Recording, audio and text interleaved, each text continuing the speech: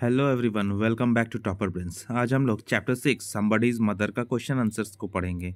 इस वीडियो में आप लोगों को कंप्लीट एक्सरसाइज मिल जाएगा जिसमें आपको थिंक एंड आंसर और वेलवेट आंसर भी मिलेगा।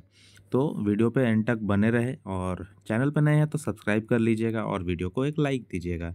चलिए हम लोग स्टार्ट करते हैं। पहला क्वेश्चन को लेते हैं। Describe the old woman's clothes, posture and appearance. वो जो ओल्ड वुमेन थी उसके क्लोथेस कैसे थे, उनका पोस्चर मतलब बॉडी का जो स्ट्रक्चर था वो कैसा था, और अपीयरेंस कैसी वो दिख रही थी, ये डिस्क्राइब करना है।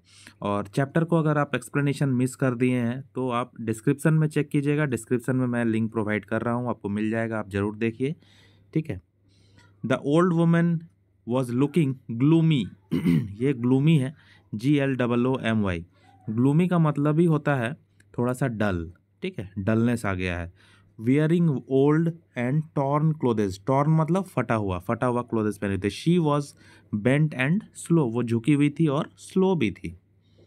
सेकेंड क्वेश्चन है, what did the people in the street do for the old women.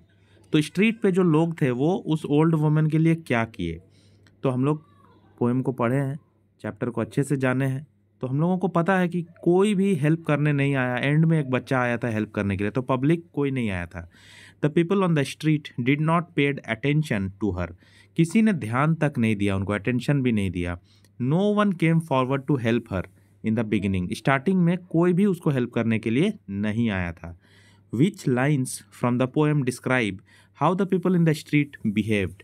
तो पोएम के किस लाइन से, किन किन लाइन से ऐसा पता चलता है लोगों का बिहेवियर, जो लोग स्ट्रीट पे थे वो लोग कैसे बिहेव किए उस ओल्ड वुमेन से, वो किन किन लाइन से पता चलता है, ये है क्वेश्चन। तो यहाँ पे मैंने 2 लाइन पिक किया है, 2 लाइन को मैंने उठा करके लिखा है जिससे पता चलता है कि उनके साथ लोगों ने कैसा व्यवहार किया। Amid the throng of human beings, amid the throng of human beings who passed her by nor heeded the glance of her anxious eyes. ये एक लाइन है कि ह्यूमन के भीड़ में उसके पास से सारे लोग गुजरते गए। लोगों का भीड़ था, भीड़ के बीच में, amid the throng of human मतलब लोगों के भीड़ के बीच में वो थी और उसको सब ह्यूमन बींग्स पास करते गए। लोग उससे वहाँ से निकल गए उनके सामने से, लेकिन नॉर हीडेड मतलब किसी ने उस पर ध्यान नहीं दिया, किसी ने उसकी नज़र को देखा नहीं। उसके नज़र में जो एंग्जाइटी था, जो बेचैनी था, जो डर था, वो उस पर किसी ने ध्यान नहीं दिया। जो उसके आंखों में चिंता था उस लेडी के, वो किसी ने ध्यान नहीं दिया। और दूसरा लाइन है nor offered a helping hand to her. और ये एक लाइन है कि किसी ने उनको हेल्पिंग हैंड बढ़ाया, अपना हाथ बढ़ाया मदद के लिए। नेक्स्ट क्वेश्चन है, why was the old woman afraid to move.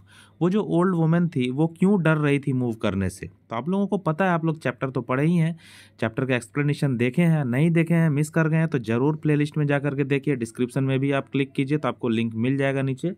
तो उसमें मैंने अच्छे से एक्सप्लेन किया कि वो वुमेन क्यों डरी हुई थी। वो शरीर से भी काफ़ी कमज़ोर हो चुकी थी, बूढ़ी हो चुकी थी, स्लो हो गई थी, और उनको पैर हिलाने में भी डर लग रहा था, क्योंकि उसको ऐसा डर लग रहा था कि कहीं उसके साथ कुछ मिसहैप, कुछ एक्सीडेंट ना हो जाए, कोई चक्के के नीचे ना आ जाए या कोई घोड़े के पैर के नीचे आ जाए। तो इस तरह से उसको डर लग रहा था। The old woman was very aged and slow when no one offered helping hand to her. जब किसी ने उनके तरफ हाथ नहीं बढ़ाया मदद करने के लिए, she was afraid to move, तब वो मूव करने में काफ़ी डर रही थी। Because of her fear of meeting any accident on the street, क्योंकि उनके अंदर फियर था कि शायद कोई एक्सीडेंट हो जाएगा, या तो वो गिर जाएगी, या तो स्लिप हो जाएगी, या कोई चक्के के नीचे आ जाएगी। ऐसा उनके मन में डर आ रहा था जब कोई उसको हेल्प करने नहीं आ रहा था। What did the school boy do for the old women. तो वो एक स्कूल बॉय आया बाद में हेल्प करने के लिए। तो क्वेश्चन में यही पूछा गया कि स्कूल बॉय ने क्या किया उस ओल्ड वुमेन के लिए। The school boy help the old woman to cross the road safely without any harm. तो उस बच्चे ने, स्कूल बॉय ने उनको रोड क्रॉस करवाया था, स्ट्रीट क्रॉस करवाया था सेफली, बिना किसी हार्म के, बिना किसी नुकसान के। अब A3 आ गया है। A3 में पोएम से एक्सट्रैक्ट लिया गया है डायरेक्टली, उसके ऊपर क्वेश्चन बेस्ड है। She's somebody's mother, boys you know, for all she is aged and poor and slow. तो ये लाइन आपको याद होगा। इस लाइन में उस लड़के ने मदद करने के बाद अपने दोस्तों को बताया था कि वो भी किसी की माँ होगी दोस्तों, वो भी किसी की माँ होगी लड़कों, बॉयज़। तुम लोग जानते हो, फॉर ऑल से इज एजेड, क्योंकि वो बूढ़ी हो चुकी है, एज हो चुका है उनका, वो पुअर है मतलब असहाय है, उनको हेल्प का ज़रूरत है, वो काफ़ी स्लो हो चुकी है। शायद वो भी किसी की माँ होगी, और किसी दिन मेरी माँ भी ऐसी बूढ़ी होगी और उनके बेटा उनके साथ नहीं होगा, तो शायद उनको भी कोई ऐसे ही हेल्प कर देगा जैसे कि आज मैंने उस लेडी को हेल्प किया। यही था वो पैराग्राफ। इसके ऊपर क्वेश्चन पूछा गया है, हु इज़ शी। यहाँ पे शी कौन है, तो हम लोग जानते हैं भली भांति कि शी है ओल्ड वुमेन। नेक्स्ट है, who is the speaker addressing. Who is the speaker addressing, speaker किसको एड्रेस कर रहे हैं यहाँ पे। द स्पीकर, स्पीकर कौन है यहाँ पे, school boy. The school boy is addressing to his friends, वो अपने दोस्तों को बोल रहा है बॉयज करके। Why is the speaker talking about somebody's mother, speaker जो है वो लड़का स्कूल बॉय, वो किस समबडीज मदर के बारे में क्यों बात कर रहा है। He was talking about somebody's mother because she was old, poor and slow, क्योंकि वो बूढ़ी है, असहाय है और स्लो है। पुअर मतलब आप लोग जानते होंगे कि गरीब, गरीब तो होता ही है पुअर का मतलब, लेकिन यहाँ पे इसका मतलब है असहाय, मतलब उसका दशा जो है बहुत बुरा है। उस लेडी का जो दशा है वो काफ़ी बुरा है, वो लाचार है।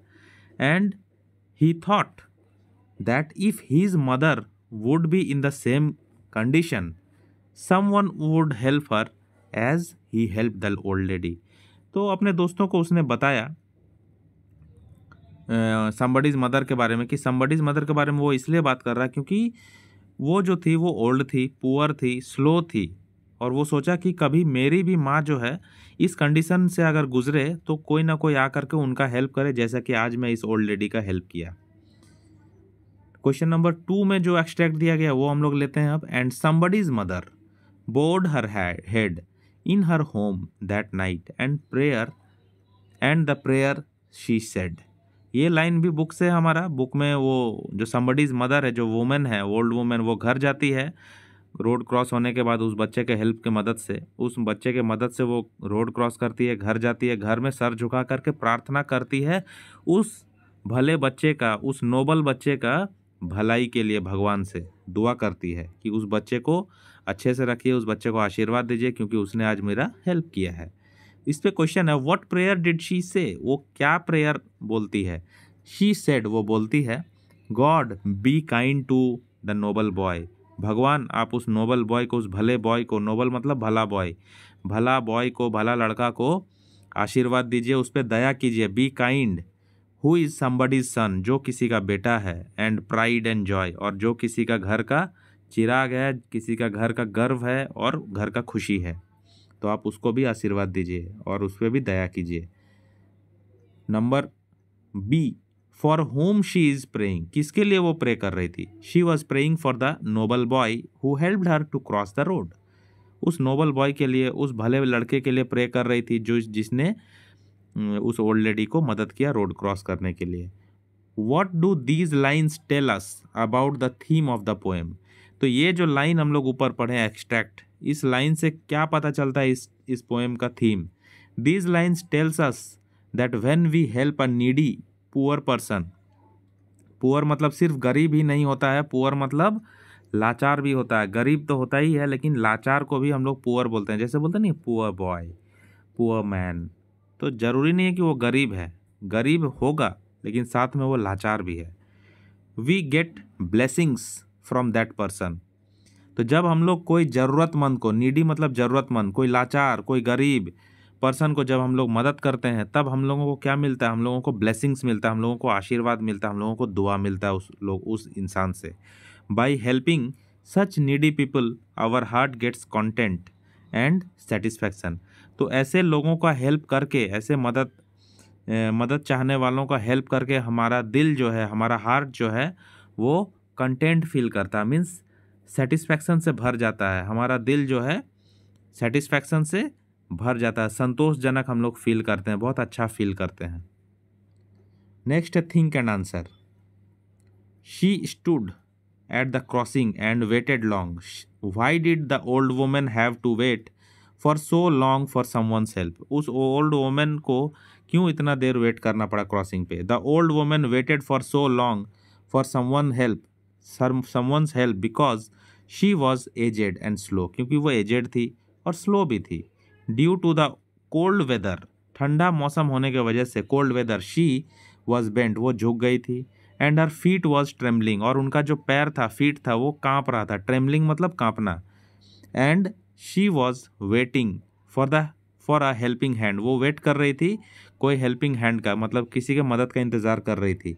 To avoid any mishap on the street, कोई मिस हैप का वो अवॉइड करने के लिए वो किसी का हेल्पिंग हैंड का वेट कर रही थी कि कोई मुझे मदद कर दे ताकि मैं रोड क्रॉस हो जाऊं और कोई मिस हैप ना हो। मिस हैप मतलब मिस हैपनिंग, मिस हैप का मतलब कोई एक्सीडेंट, कोई दुर्घटना, ठीक है। मिस हैप का मतलब कोई बुरा चीज़, है ना। तो कोई बुरा चीज़ हो जाने से बचने के लिए ही वो वेट कर रही थी क्रॉसिंग पे खड़े होकर कि कोई आए और मेरा मदद कर दे, हमको रोड क्रॉस करा दे ताकि कोई घटना ना घट जाए।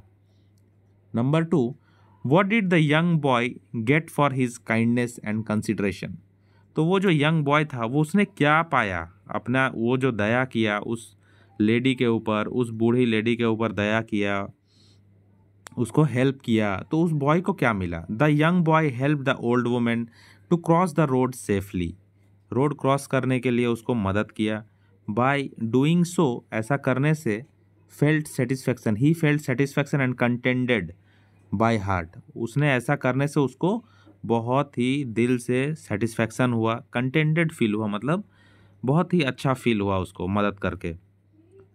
And got blessings of that old women, और उस ओल्ड वुमेन का उसको ब्लेसिंग्स मिला, उसको आशीर्वाद मिला। The old woman prayed for the young noble boy, जो ओल्ड वुमेन थी वो घर जा करके उस और यंग बॉय के लिए, यंग नोबल बॉय के लिए प्रेयर भी की। अब आता है वेलवेट क्वेश्चन। वेलवेट क्वेश्चन का आंसर मैंने डायरेक्टली करवाया है, आप क्वेश्चन बुक से देख लेंगे प्लीज़। और चैनल पर नए हैं तो फिर से मैं रिक्वेस्ट करता हूँ कि आप चैनल को सब्सक्राइब कीजिए, वीडियो को एक लाइक दीजिए और अपने प्यारे दोस्तों के साथ शेयर भी कर दीजिए। चलिए स्टार्ट करते हैं इसका answer, velvet answer. There are many ways in which we can be empathetic towards our elders. हम बहुत सारे तरीके हैं जिनके द्वारा हम अपने बड़ों को हेल्प कर सकते हैं, बड़ों को सम्मान कर सकते हैं, बड़ों को आदर दे सकते हैं, ठीक है। Some of them are as follows, वो जो है वो मैंने पॉइंट वाइज एज फॉलोज लिखा है। We should always give our time to our grandparents and parents, means we should spend good time with them. हमारे जो ग्रैंड पेरेंट्स होते हैं, दादाजी, नाना जी, नानी, दादी, इन लोगों को क्या चाहिए, इन लोगों को समय चाहिए, इन लोगों को टाइम चाहिए। हम लोग जब बड़े हो जाते हैं तो इनको समय नहीं देते, अपना मोबाइल में व्यस्त रहते हैं, अपने दोस्तों के साथ घूमते हैं, दादा दादी को छोड़ देते हैं, नाना नानी को छोड़ देते हैं, उनसे बातें नहीं करते हैं। उनको भी मन करता है उस टाइम की सारे बच्चों के साथ हम लोग खेलें, बच्चों के साथ स्पेंड करें टाइम, अच्छा टाइम।